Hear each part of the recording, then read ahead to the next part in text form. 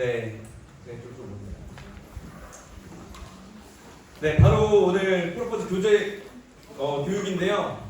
우리 좌우에 계신 분들에게 축복할까요? 너무 잘 오셨습니다. 너무 잘 오셨습니다. 네, 박수 치는 분위기 좋은 다락방도 있고요. 네. 네, 갑자기 뒤늦게 치는 그룹도 있고요. 네. 네, 더 늦게 치는 것도 있고요. 네. 자, 우리 다시 한번 좌우에 계신 분들에게 고백할 때 생각을 안 했거든요. 말씀할 때 우리 꼭 축복합시다. 하나님께서 오늘 당신에게 말씀하실 것입니다. 아멘. 자, 오늘은 제가 티칭을 할 건데요. 티칭을 하고 그 다음 또 이제 또 조별로 시간이 있으니까 진행될 텐데 여러분 이 시간 녹화가 되고 있어서 그냥 그렇다고요. 네. 그래서 가능하면 소음은 잡담은 조금 줄여주시면 좋지 않을까 싶고, 자, 오늘은 어떤 걸 할 거냐면요, 제가 첫 번째 저희 말말말의 첫 번째 말이 뭐였죠? 두 번째? 세 번째? 아멘. 자, 그래서 말씀 알아가는 데서 저희가 얘기했던 것 중에 하나가 변증이 있었습니다. 네, 변증이 뭔지 아시죠? 거기부터 시작했어야 되는데. 네. 오늘은 뭘 할 거냐면 사실 제가 모든 걸 다 다룰 수는 없어요. 제가 많은 고민들을 했는데 어떻게 하면 여러분들에게 좀 효과적일까. 근데 그 교재를 그대로 쭉 나가는 건 사실 너무 이 황금 같은 2주밖에 없는 시간을 좀 너무 허비하는 것 같아서 그 교재 나가는 건 여러분 우리 영상 또 새로운 버전 올려드렸으니 그것도 꼭 참고해주시고, 그거는 음질 좋으니까. 오늘은 새 가족들이 질문하는 것, 그리고 여러분들도 신앙생활하면서 꼭 알았으면 좋겠는 내용들에 대해서 좀 여러분들과 나누고, 그래서 정말 이성적으로 정말 우리가 그냥 믿습니다 해서 믿는 게 아니잖아요. 그래서 하나님께서 우리에게 선물로 주신 모든 이성과 지성과 지식을 총동원해서 하나님의 말씀을 우리가 어떻게 믿을 수 있는지, 우리가 어떻게 그리스도를 믿을 수 있는지를 같이 이야기 나누는 시간을 가져보려고 합니다. 기대되시죠? 네, 좋습니다. 자, 먼저 첫 번째로요. 자, 만약에 앞에 잘 보이시나요? 네. 좀 이따가 안 보이면 앞에만 불을 하나 끄는 걸로 될 것 같아요. 자, 만약에 제가 여러분들에게 질문을 하나 한다고 쳐볼게요. 여러분, 나뭇가지에서 사과가 땅바닥으로 떨어지지 않고 갑자기 하늘로 솟구쳐 오르는 걸 봤어요, 여러분. 이렇게 얘기하면 여러분 뭐라 하시겠어요? 할렐루야. 믿음의 사람입니다, 역시. 자, 근데 진짜 제가 아니라 그냥 누군가 했다고 쳤을 때 어떨까요? 뭐라 하실 것 같으세요? 네. 근데 그 이유는 뭐예요? 왜 거짓말이라고 하시는 거예요? 그랬을 수도 있잖아요. 과학적이지 않다. 좋습니다. 과학 선생님이신가 봐요. 국어 선생님이신 걸로 아는데. 네. 맞아요. 과학적이지 않다. 왜냐면 우리가 배웠던 그 과학 시간에 배웠던 과학 법칙들 있잖아요. 자연 법칙이라고 하죠. 근데 그거랑 다르기 때문이죠. 자, 그래서 오늘 첫 번째 주제는요, 기적과 과학입니다. 우리가 과연 기적을 믿을 수 있어? 근데 과학이 있잖아. 과학적이지 않잖아. 이 내용들이 있잖아요. 그래서 이렇게 얘기했을 때 저희가 아까 얘기한 것처럼 이걸 믿지 못하는 이유는 만유인력의 법칙이 있죠. 사과나무가 떨어지는 걸 보면서 뉴턴이 만유인력의 법칙이 있다. 누군가 중력이 잡아당기는 게 있기 때문에 저 사과가 떨어지는 거야. 그냥 매달려 있지 않고. 이 자연 법칙을 발견했잖아요. 그래서 우리는 아까 그 은영님 말씀해 주신 것처럼 과학적이다 그러면 논리적이다. 그리고 논리적이면 합리적이고, 합리적이라면 현실적이고, 그러면 가능한 거야. 근데 비과학적이야? 그러면 비과학적이기 때문에 그건 비논리적이고 비합리적이고 비현실적이라서 불가능이야 라는 결론을 우리는 그냥 쉽게 잃어버린다는 거죠. 잘 따라오고 계시죠? 네. 여기 잘 보이시나요? 최대한 이렇게 숨어볼게요. 네. 자, 그럼 과학적인 법칙이 뭘까요? 과학적인 법칙이라는 건 우리가 과학 시간에 많이 배우고 있는 과학적인 법칙이라는 건요, 다른 게 아니라 수많은 자연 현상들이 있잖아요. 그냥 이미 자연이 돌아가는 현상들이 있어요. 근데 이 자연 현상들을 관찰하는 과정에서 나타나는 공통적인 규칙성들이 있는 거예요.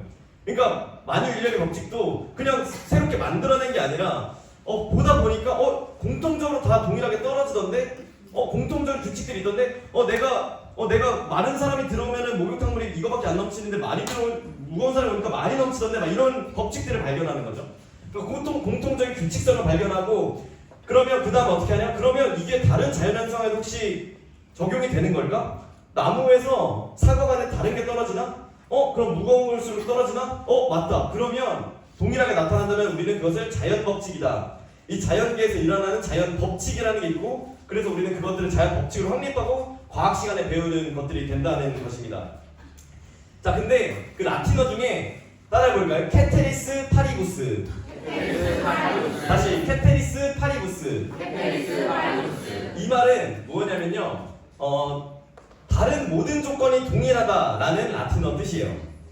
그래서 이거는 철학적인 데서도 쓰이고 사용되는 말인데 근데 여러분 과학적 법칙이 과연 절대적 진리일까요? 망설여 주시죠? 뭐 아니야 그럼? 내가 배운 건 뭐야?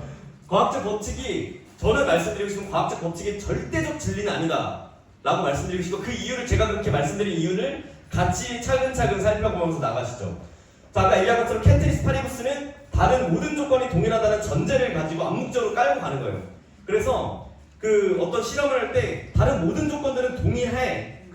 그럴 때 이 일은 일어나 라는 조건들을 깔고 간다는 거죠. 우리가 어떤 과학 현상을 찾아낼 때. 자, 다른 말로 하면 다른 자연적 혹은 초자연적인 요인들은 전혀 간섭하지 않는다는 가정이 있다는 겁니다.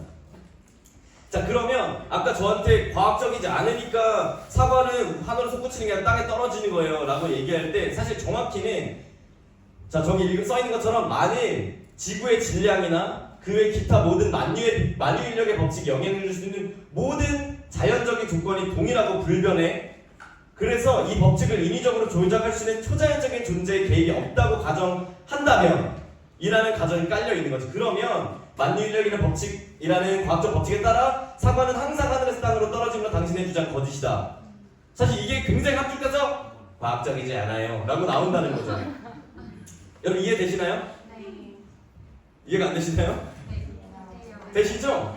네. 다시 한번 얘기하자면 우리가 얘기할 때 만유인력의 법칙이라는 것은 결국 우리가 살고 있는 이 자연계 안에서의 법칙들을 발견하고 있기 때문에 거기에는 이 밖에서의 어떤 외부적인 조건들은 전혀 끼어들 수 있는 여지가 없어 라는 걸 우리 암묵적으로 깔고 간다는 거죠. 자, 계속 얘기해 보겠습니다.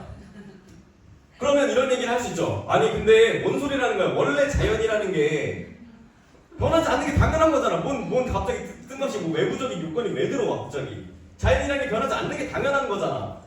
원래 규칙성이 존재하기 때문인 거 아니냐. 신은 원래 존재할 수 없기 때문에 없는 게 아니냐. 이렇게 얘기를 할 수 있죠. 이런 질문들이 들 수 있죠. 당연히. 근데 여러분 여기서 얘기하고 싶은 건 저를 따라해 볼까요? 순환 논증의 오류. 순환 논증의 오류. 네. 자, 이게 무슨 뜻이냐면요. 자, 당신은 축구를 잘하시나요? 네, 뭐 한다고 쳐봐요. 네, 왜요? 전 축구를 잘하니까요. 이게 논리적인가요? 이렇게 얘기하면 네, 가던 길 가세요 하겠죠? 자, 왜 자연의 조건과 법칙은 불변하냐라고 물어봤을 때 왜냐면 원래 자연이 불변하니까 라고 얘기하는 거랑 지금 똑같은 순환 논증의 오류라는 거예요. 내가 얘기하는 말에 내가 얘기하는 걸로 내 걸 답하고 있다는 거예요. 내가 말하는 질문에 내가 조건을 달고 있다는 거죠. 그러니까 왜 자연의 조건과 법칙이 불변하냐니까 왜냐면 자연은 불변하니까 아니니까 왜 불변하냐 왜냐면 불변하니까 아니니까 왜 아니니까 왜냐면 자연은 불변하니까 이게 끝없이 순환되는 논증의 오류가 있다는 겁니다. 이거는 철학적으로 논증법적으로 있는 용어인데 그래서 순환 논증의 오류라는 거죠. 지금 여기까지 이해되시죠? 네. 자, 근데 이 말을 조금 어떻게 설명할 수 있냐면 기적과 과학적인 측면에서 어떤 철학자가 이렇게 이거를 표현했어요. 어떤 사람이 저를 봐주세요. 어떤 사람이 길을 가다가 밤길을 가고 있었어요. 이래서 제가 막 가고 있었어요. 근데 가다가 차키를 떨어뜨린 거예요. 차키를 잃어버렸어요. 근데 차키를 찾아야 돼.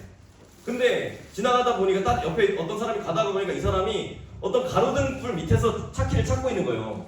그래서 이 사람이 물어요. 당신 지금 뭐 하십니까? 아, 저는 차키를 찾고 있습니다.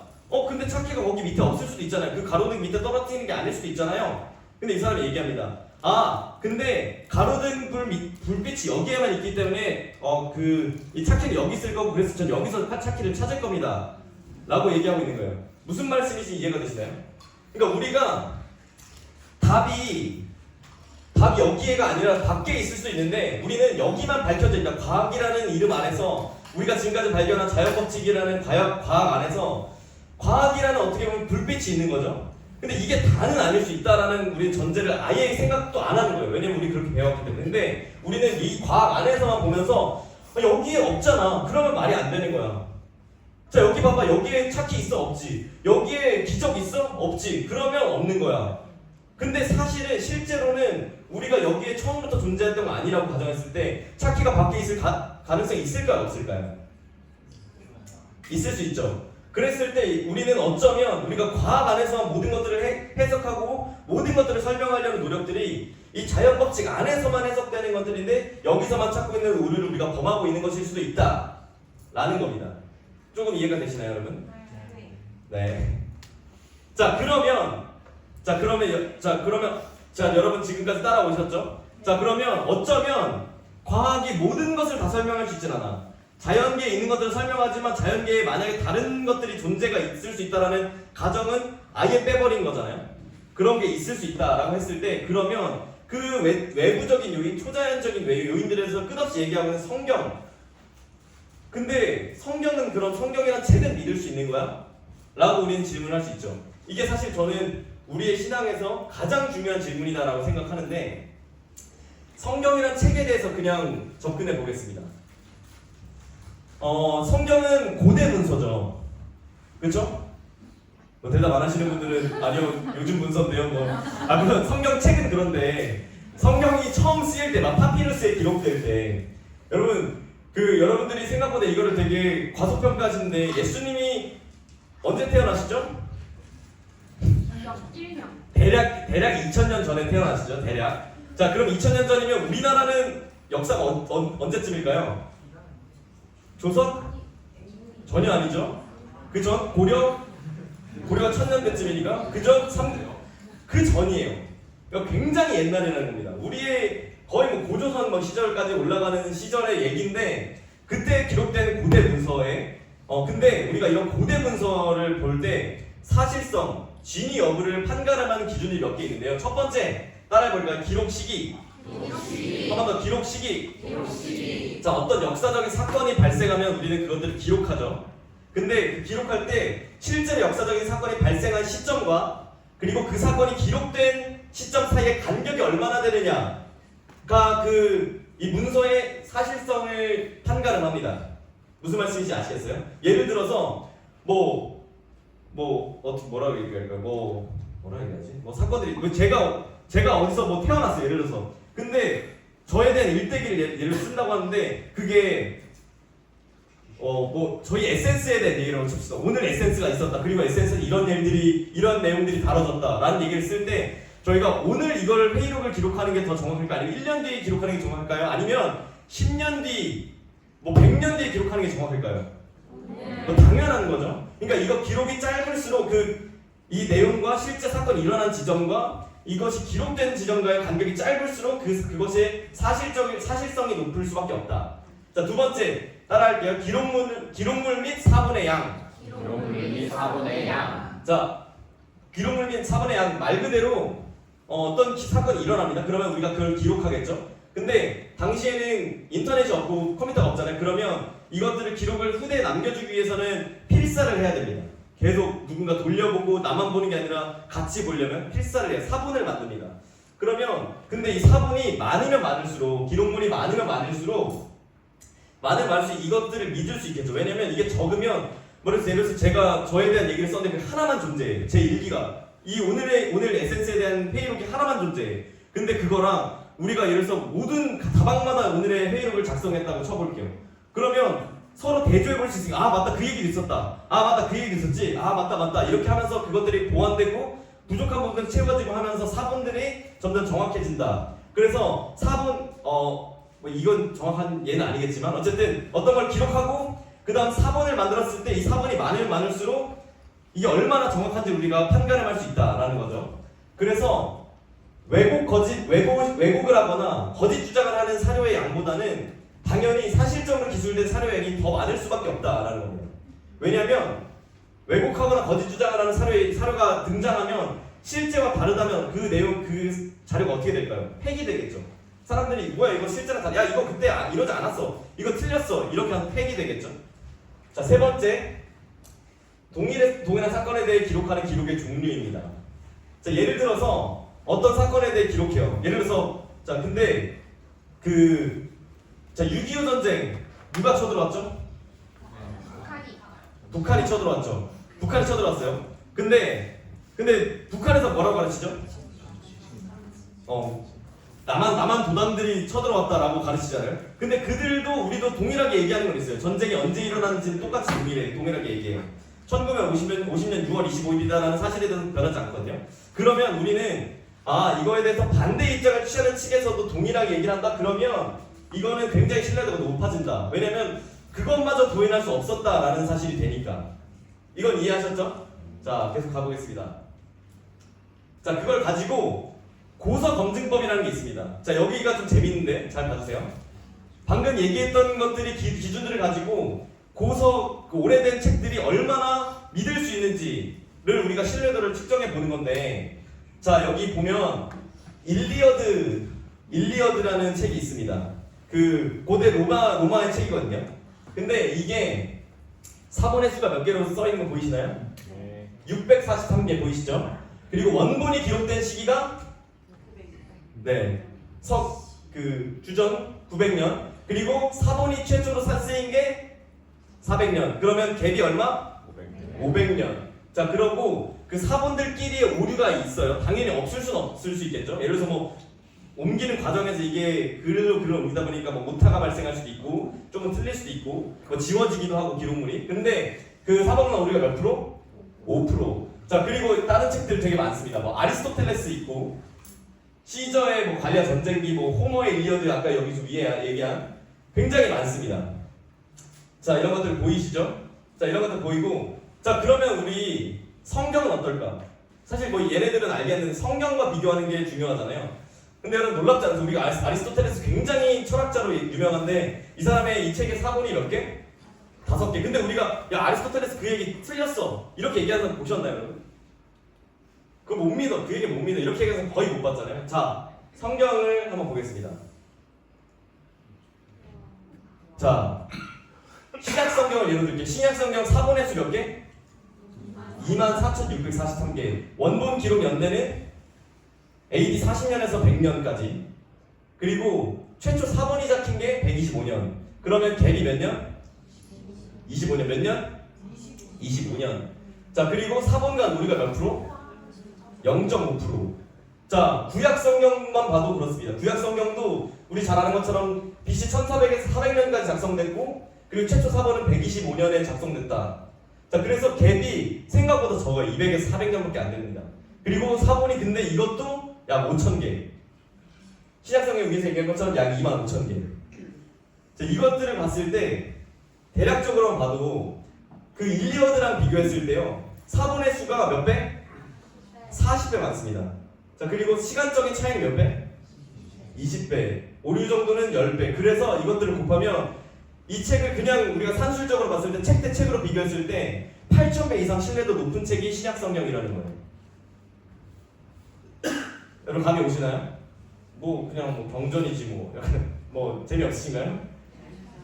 자, 여러분 그래서 네, 그런 말투를 할 거면 대답하지 말아주세요. 전체적인 분위기를 흐리니까요. 네. 자, 아까 얘기한 것처럼 사본의 수가 많다면 여러분 사본의 수가 많기 때문에 사본끼리 얼마나 정확한지를 대조할 수 있고, 그리고 시간적인 차이가 적기 때문에 신약성경이 적혔어. 근데 예를 들어서 누군가가 거짓을 기록했다. 그러면 바로 얘기할 수 있어요. 25년밖에 차이 안 나면 살아있어요. 그 사건이 일어나고 원본을 기록한 사람과 그 세대 사람들이 살아있기 때문에 누가 내 일대기를 썼어. 근데 제가 살아있어요. 예를 들어서 야, 뭔 소리 하는 거, 나 이때 이 말 안 했어. 이렇게 되지 않겠어요, 여러분? 그 책이 계속 막 퍼질 수 있을까요? 쉽지 않은 거죠. 오류 정도도 굉장히 낮다. 근데 심지어 이 성경이 갖고 있는 오류들의 내용들은 대부분 오타, 철자. 예를 들어 그런 거예요. John, J-O-H-N 뭐 이렇게 돼 있잖아요. 근데 뭐 그건 헬라어로 쓰였으니까 J-O-N-N 뭐 이렇게 돼 있는데 N이 하나, 어떤 사본에서는 N이 두 개.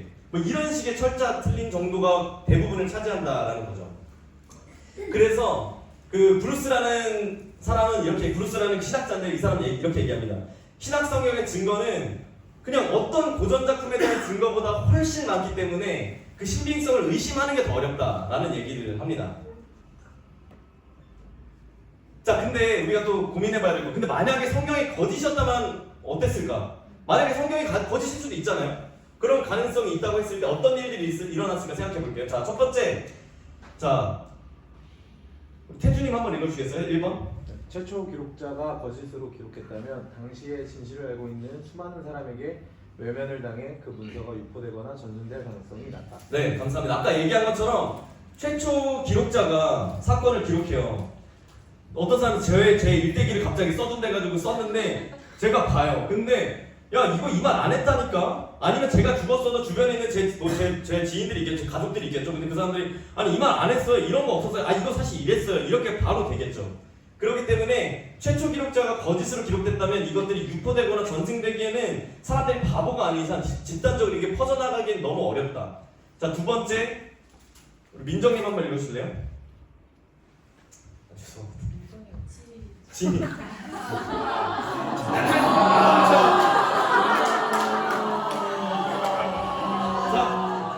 자, 민정님 읽을게요. 죄송합니다, 진이. 1번의 문제를 회피하기 위해 오랜 세월이 지난 후에 조작하려 한다면 원본과 사본 간의 시간 간격이 크게 벌어진다. 죄송합니다. 감사합니다. 네, 아까 얘기한 것처럼 그러면 거짓으로 기록되어 있는 게 이 사람 살아있을 때 하니까 거짓이라고 하니까 그러면 좀 시간이 지나서 나중에 이 기록을 조작하고 은폐하기 위해서 다르게 써야겠다라고 하면 아까 얘기한 것처럼 원본과 사본의 간격이 어떻게 된다? 벌어지게 된다. 근데 아까 얘기했던 것처럼 신약의 사본과 원본 간의 갭이 얼마? 25년. 여러분 25년이면 한 세대거든요. 한 세대 만에 위 사람들이 살아있는데 이것들을 조작했다? 그리고 그 책들이 계속 퍼져나간다? 굉장히 믿기 어렵다는 거죠. 그리고 3번 마장의 성경이 다 거짓이었다. 그러면 조작이 일어나기 때문에 사본 간의 핵심적인 내용에 굉장히 많은 불일치나 그런 조작들이 발견된다라는 겁니다. 여러분 느낌 오시나요? 이해되시죠? 네. 네, 여러분 표정을 보니까 굉장히 마음이 어려워지네요, 저도. 자, 그래서 아까 얘기한 것처럼 일단 중요한 건 성경이라는 책을 그냥 우리가 경전으로 바라 접근하는 게 아니라 그냥 고대 문서, 고대 책으로만 바라봐도 조선왕조실록과 비교하든 어떤 책과 비교해도 굉장히 그냥 이 책 자체로만 봐도 고대 문서 중에서 너무 믿을 만한 책은 맞다. 이 책 안에 있는 내용을 떠나서 그냥 이 책 자체로만 봤을 때. 여러분 이해되시나요? 네. 네. 이게 지금 이거는 뭐 제가 그냥 얘기하는 게 아니라 실제로 고서를 검증하는 방법이 사용되는 것이 이렇다는 겁니다. 자, 예수의 역사성. 이거는 뭐 글이 많지만 뭐냐면요. 예수라는 사람이 실제로 실존했던 사람이야? 예수라는 사람이 실존했을까요, 여러분? 네. 네. 왜요?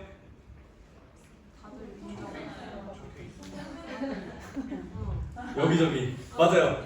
아까 얘기한 것처럼 제일 가장 큰 증거는 성경입니다. 성경이요, 여러분. 우리가 경전으로 사용하지 않아도 그냥 역사학자들, 고고학자들, 문헌학자들에게 그건 이미 아까 얘기한 것처럼 너무 고대 문서로서 너무 그 신뢰성이 높기 때문에 그냥 믿을 수 있는 책이에요. 그렇기 때문에 거기에 예수라는 인물이 그렇게 자주 등장한다라는 것만으로도 믿을 수 있는데 그 외부적인 요소들로도 우리 믿을 수 있는 증거들이 차고 넘칩니다. 첫 번째로 그 AD 93년에 쓰인 유대 고대사라는 책인데요. 요세푸스라는 사람이 이런 책을 습니다. 근데 여기서 얘기하죠. 이즈음에 예수라고 하는 사람, 현자한 사람이 살았다. 예수는 놀라운 일을 행하였으며 쭈루루루 명성을 받았다. 그는 바로 그리스도였다. 예수가 죽은 지 사흘째 되는 날 그는 다시 살아나 그들 앞에 나타났다. 라고 얘기합니다. 로마 사람이 이 글을 쓰고 있습니다. 여기 뒤에 별의별 얘기들이 더 많이 쓰여 있고 타키투스 로마 원로원 귀족이었던 역사가였거든요. 그 사람 연대기라는 책을 AD 115년에 쓰면서 이 명칭 크리스천이라는 명칭이 빌라도에 의해 처형당한 그리스도 예수님에게서 나온 것이다 라는 기록들이 있고요. 사라피온이라는 시리아인 스토어 철학자가 있는데 이 사람이 AD 73년에 아들에게 쓴 편지가 있는데 유대인들이 현명한 왕을 처형하고 그때부터 그 나라를 빼앗겼다 이렇게 얘기하는데 이 많은 문헌학자들이 이 현명한 왕은 그때 당시 예수를 지칭하는 것이라는 것이 공식적으로 이미 기정사실화가 되어 있습니다. 이 외에도 정말 수많은 기록들이 여기 나와 있는 것처럼 기록들에 예수라는 인물에 대해서 자세하게 설명이 되고 있고 그래서 게리 하머바스라는 박사는요 역사적 예수라는 책이 있거든요. 이 책에서 이 예수의 생애에 대한 고대 자료가 45개나 있다라고 얘기할 정도로 굉장히 여러분 이 정도로 어떤 그냥 한 인물에 대해서 자료가 많다? 이게 예수니까 이 정도로 논쟁이 있는 거지 그렇지 않았으면 이거 논쟁거리도 되지 않을 정도의 방대한 양이다 라는 것들 여러분 기억하시면 좋을 것 같습니다. 자 거의 다 왔는데 자 그럼 마지막 사람들이 가장 궁금해하고 못 믿겠는 것 많은 기적들이 있지만 뭘까요? 부활. 어떻게 사람이 죽었다 다시 살아나? 자 부활. 저와 함께 여기를 봐주세요 여러분. 저를 보시고 부활이 믿기 어렵고 믿기 쉽고를 떠나서 그냥 어떤 사실이 있었는지 없었는지에 대해서 부활이라는 사실이 있었는지 없었는지에 대해서만 우리가 같이 검증을 해보려고 해요. 자 예수님의 부활의 첫 증인이 누구였을까요?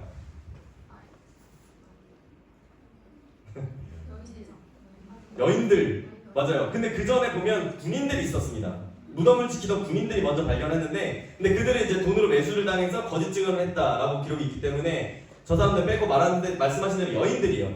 근데 그때 당시 여인들의 증거는 법정 증거로 절대 채택될 수가 없었습니다. 뭐 우리나라도 그랬잖아요. 사실 얼마 전까지만 해도 여성들의 인권은 바닥에 있었죠. 그렇지는 안 되는데.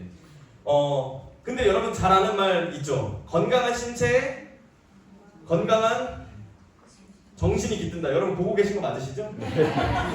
왜 안 보이시는 거지? 다시 건강한 신체에 건강한 정신이 깃든다. 이게 고대 로마 시인이었던 유베날리스가 쓴 말이에요. 그래서 근데 이 말을 로마 사람들이 굉장히 신봉했습니다. 그래서 뭔 말이냐면 상대적으로 남자에 비해서 강인한 남자들에 비해서 여자들의 신체 능력이 좀 떨어지잖아요. 그래서 그러니까 되게 단순해요. 그러니까 여성들은 완전하지 않고 건강하지 않고 정신도 온전하지 않은 거야. 그래서 그런 존재들이기 때문에 그래서 여성들의 발언은 저 사람들이 뭘 얘기해도 쟤네들은 정신이 온전치 않은 애들이니까 쟤네들 말은 효력이 없어. 이런 식으로 흘러갔던 거예요. 자 그래서 이 사람들은요 법적인 일도 자기가 스스로 하지 못하고 당연히 투표권도 없었고 공직으로 진출도 못했다라는 겁니다. 자 이 말씀 왜 드리냐? 바로 근데 그런 상황에서 여인들이 성경에서는 첫 증인들이라고 기술하고 있어요. 자 막달라 마리아가 나오잖아요. 근데 그 사람은요 사실 성경에서 7귀신 들렸었는데 예수님으로 인해서 치유받았던 여자거든요. 여러분 누가 어떤 사람 귀신 들렸던 사람이 갑자기 와가지고 예수님 부활했어라고 얘기를 한다는 걸 들으면 뭐라고 생각하시겠어요? 뭐라는 거야 또 제 귀신 또 들렸나 보다 이런 생각하지 않겠어요? 근데 여러분 이런 막달라 마리아 그리고 여인들을 일단 증인으로 썼다? 꾸며낸 이야기라면 여러분이 그냥 소설가라고 생각해보세요. 어떤 종교를 만들기 위해 이 책의 내용들을 쓴다고 가정해볼게요. 여러분들이라면 그 증인들로 가장 중요한 사건이 부활의 증인으로 남자를 쓰시겠어요? 여자를 주인공으로 쓰시겠어요? 남자. 왜냐면 남자의 증언이 효력이 있고 여자의 증언은 아무도 믿지 않을 테니까 당연히. 근데 그 상황에서 여자들이 증인으로 쓰였다라는 건 사람들이 믿어주길 바라면서 이걸 기록한 내용이 아니라 그냥 사실을 기록했다라는 방증으로 우리가 볼 수 있다라는 겁니다. 이해되시죠? 네. 자, 두 번째. 자, 우리가 부활을 믿을 수 있는 이유 중에 하나, 제자들입니다. 여러분, 제자들의 삶이 어땠죠? 패배한 겁쟁이들, 여기 써있는 것처럼. 예수님이 그렇게 3년 반 동안 막 따라다니고 막 사랑합니다 막 난리치잖아요. 예수님이 십자가 못 박히기도 전에 붙잡히자마자 흔적도 없이 사라집니다. 진짜 그냥 어디도 보이지 않는 존재하지 않는 정도 다 사라지고 그리고 뭐 예수님 부활했다고 해도 막 다 도망가요. 갈릴리로. 근데 이 사람들이요 갑자기 정말 난데없이 그랬던 사람들이 갑자기 시간이 지나더니 갑자기 막 예루살렘 한복판에 오더니 사람들한테 너네가 예수를 못 박았잖아. 너네가 죽였어. 그리고 그는 부활했어 라고 막 소리칩니다. 그리고 그 사람들이 너무 당당하게 갑자기 막 순교를 당하기 시작해요. 근데 여러분 이게 상식적으로 이 사람이 뭔가 진짜 말도 안 되는 사건을 충격적인 걸 목격했다 아니면 이 사람 미쳤다 둘 중 하나밖에 없을 것 같은데 근데 한두 명은 미칠 수 있을 것 같아요. 그렇죠? 그리고 아니면 이 사람들이 거짓말로 꾸며낼 수도 있을 것 같아요. 그렇죠? 그런 설이 많거든요. 제자들이 자기들 어떤 종교를 창시하기 위해서 그 예수의 그걸 계승하기 위해서 죽은 예수를 계승하기 위해서 거짓말로 꾸며냈다. 이 모든 이야기들을 부활을 꾸며냈다라는 얘기를 하거든요. 근데 여러분 한두 명은 그럴 수 있어요. 한두 명은 그렇죠? 뭐 한두 명은 야 우리 어떻게든 이거야 목숨 걸. 근데 여러분 내가 어떤 거짓말을 만들어야 되는데 여러분 내가 만든 거짓말에 여러분 목숨 걸 수 있으세요? 저는 쉽지 않을 거라고 봐요. 여러분들이 뭐 저를 위해 갑자기 제가 뭐 예를 들어서 어떤 범죄 행위를 저질렀어요. 근데 갑자기 여러분들이 그분은 그런 적 없습니다. 근데 갑자기 처음에는 뭐 그럴 수 있죠. 근데 갑자기 너 근데 진짜 사실대로 얘기하면 죽일 거야. 근데 제 편에 서 있을 사람이 누가 있을까? 저만 해도 없어요. 근데 과연 그 사람들이 자기가 막 종교를 만들고 거짓말로 꾸며내놓고 그거를 목숨을 걸었다? 한두 명이 아니라 수많은 사람들이. 그리고 만약에 그 사람들이 그렇다 하더라도 목숨을 걸었다 하더라도 거짓말로 그럼 그 사람들이 뭘 얻을 수 있었냐 그걸 통해서.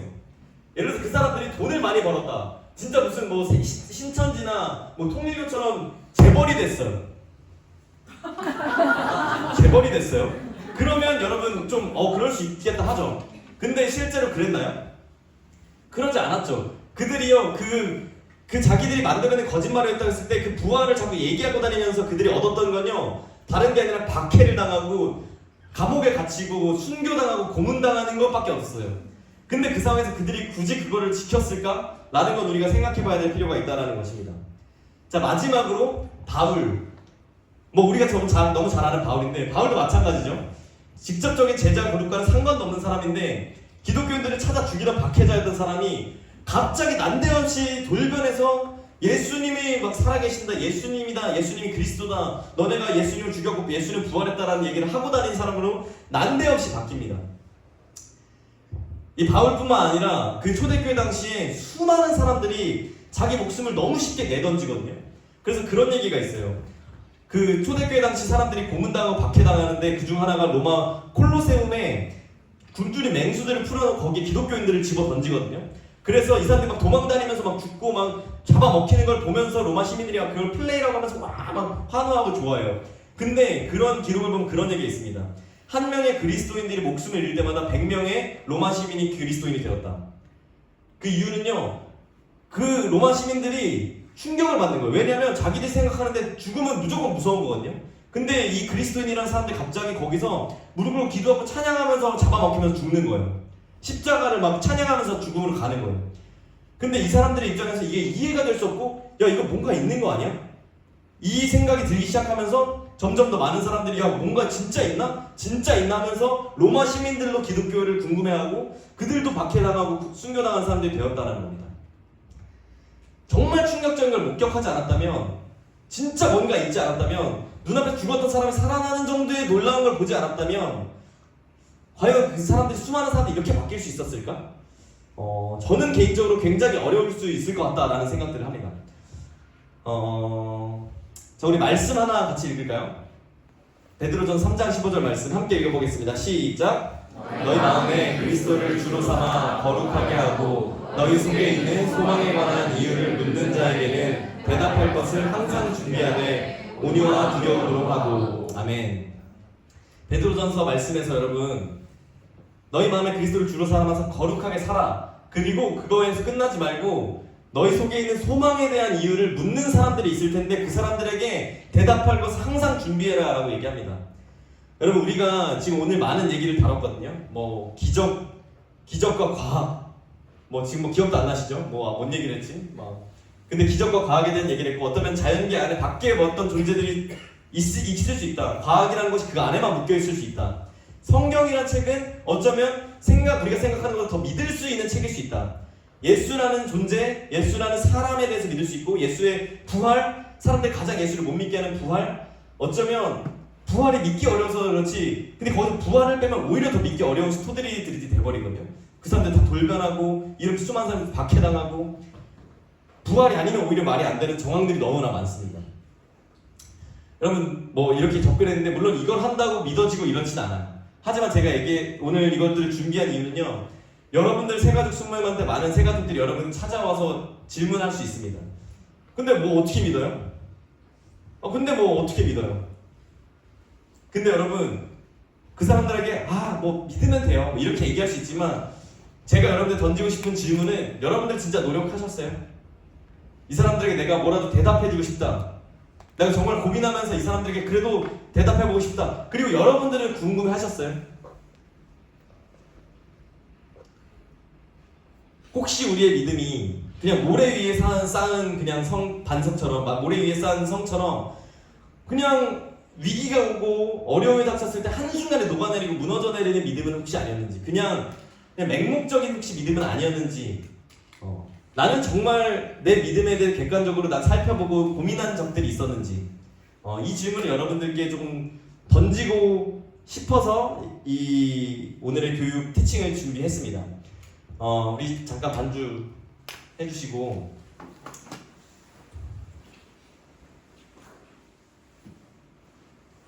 네, 우리 잠깐 기도하면 좋겠는데, 오늘 들은 말씀들을 조금 내용들을 생각해 보시면 좋을 것 같습니다. 우리 하나님 앞에 잠깐 기도할 때, 하나님 앞에서 내가 정말 고민하는 사람이었는지, 나에게 또 나한테 있는 이 소망에 관한 이유를 나는 정말 생각해 보는 사람이었는지 하나님 내가 돌아봅니다. 우리 시간 하나님 앞에 잠깐 정직하게 기도합시다. 하나님 지혜의 영이시고 지혜의 하나님이시고 지식의 하나님이신데, 하나님 나에게 말씀하여 주시고 나에게 하나님에 대해서, 이 말씀에 대해서 더 자세히 알려주십시오. 하나님, 그리고 내가 하나님에 대해 더 자세히 잘 알고 싶은 마음, 그 열망들을 나에게 허락하여 주십시오.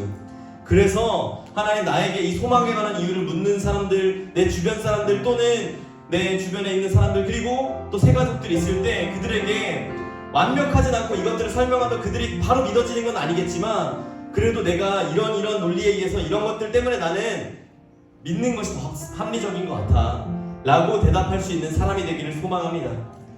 우리 시간이 기도 제목을 가지고요, 하나님 앞에 주님 나에게 그 마음을 주십시오. 그리고 지혜와 지혜의 시험을 나에게 부으셔서 말씀하여 주십시오. 하나님 말씀을, 하나님을 사모하는 마음을 나에게 더 허락하여 주십시오. 우리 하는 마음으로 잠깐 하나님 앞에 기도하며 나아가겠습니다. 같이 기도합니다. 사랑하는 하나님, 하나님 말씀하신 것처럼 너희 속에 있는 소망에 관한 이유를 묻는 자들에게 대답할 것을 항상 준비하라 하신 하나님, 곳에 있는 청년들과 우리 변증에 대해 나눴습니다. 우리가 어떻게 하면 기적을 믿을 수 있나, 어떻게 하면 과학적이지 않은데 우리가 믿을 수 있나, 하나님, 그리고 성경을 어떻게 하면 믿을 수 있는가, 정말 많은 질문들이 쏟아집니다. 하나님, 그리고 완벽한 대답도 완벽한 준비도 하지 어려울 것 같습니다. 하지만 그러나 주님, 내가 하나님 앞에서 정말 준비하고 노력을 했었는지를 돌아보기 원합니다. 하나님, 지혜와 계시의 영으로 나에게 임하여 주시고, 하나님, 내가 나에게 주신 지성과 이성을 정말 충분히 사용하여서 고민하며 하나님 앞에 질문하며, 하나님 나에게 보여주십시오. 말씀하여 주십시오. 내가 믿기 원합니다. 내가 더 알기 원합니다. 하나님이 그렇게 내가 울부짖었는지, 내가 하나님 앞에 씨름했는지, 하나님 내가 돌이켜보기 원하고 알아보기 원합니다. 하나님 나에게 말씀하여 주시고 일하여 주십시오.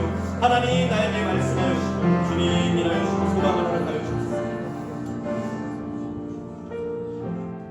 이 시간 한 번 더 기도할 때, 여러분 오늘 저의 특강을 이 티칭을 듣고 여러분들 들으면서 더 많은 질문들이 생겼을 수 있습니다. 더 많은 논리 허점들이 보였을 수 있습니다. 여러분, 그러면 그거를요 하나님 앞에 질문하십시오.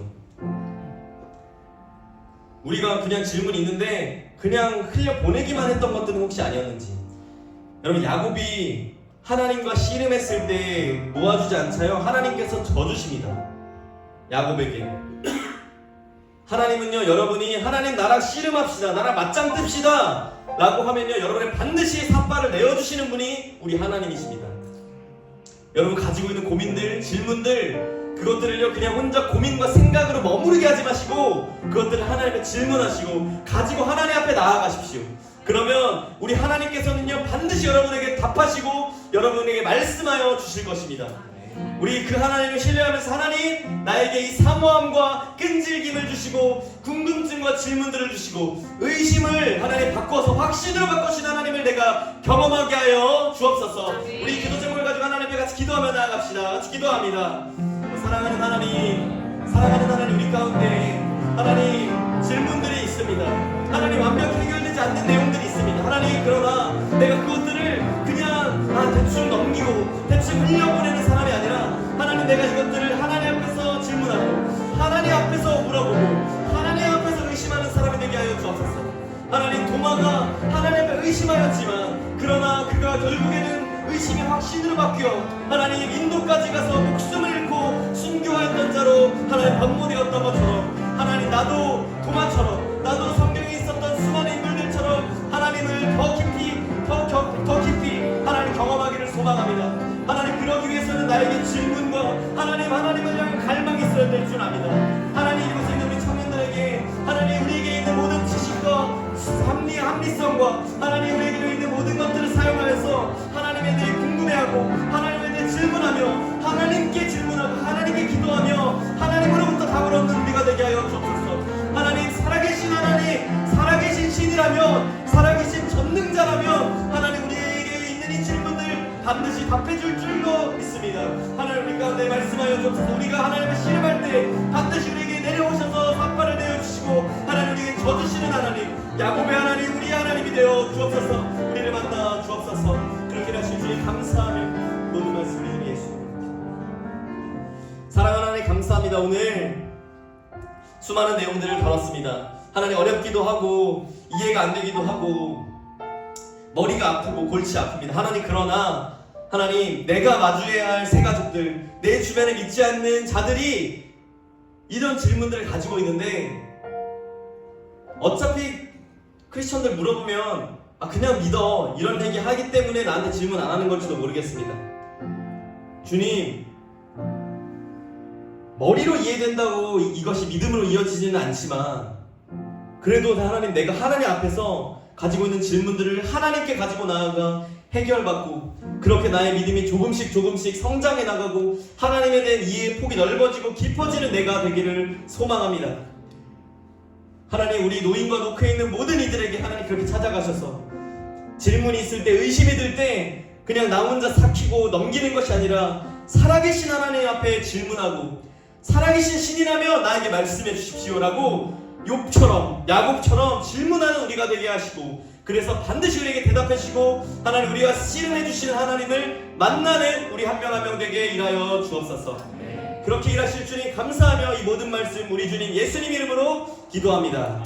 아멘. 감사합니다. 우리 하나님 영광의 박수 올려드리겠습니다.